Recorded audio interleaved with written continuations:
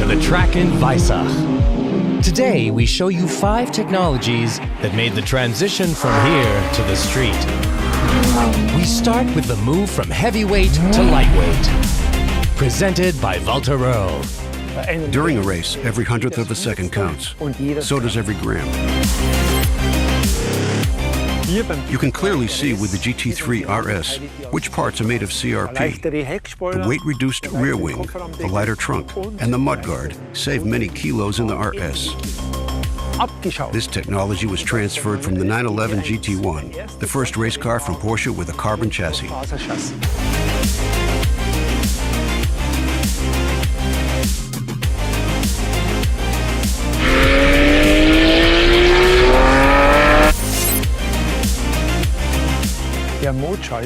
The mode switch on the steering wheel derives from the 918 Spider. You can choose from up to 6 driving modes. For example, the Sport Plus mode that offers sporty driving with maximum power output and torque. Or just activate the Sport Response button for a 20-second extra power boost and maximum responsiveness. And then you take off.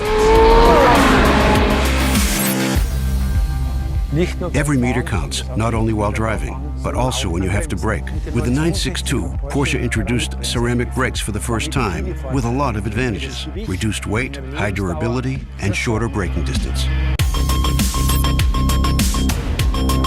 Second place belongs to the turbochargers and therefore maximized performance. Thanks to turbocharging, the 917-10 became the dominant race car in the Can-Am series. And those who don't want to miss the rattle of a suction engine should drive 1 or 2 laps with the GT3 RS, just as I'll do now.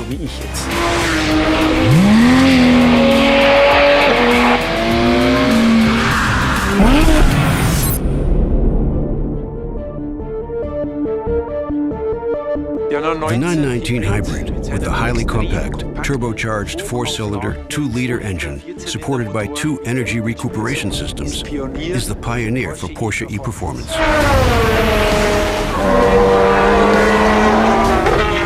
The race car is an innovator and test object for every technology that made it from the track to serial production, just like the hybrid engine from the new Panamera 4e Hybrid.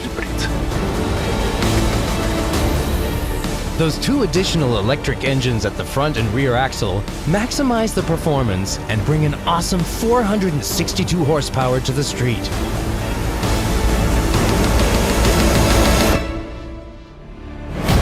Thank you, Walter. Bottom line for us, every Porsche is a race car.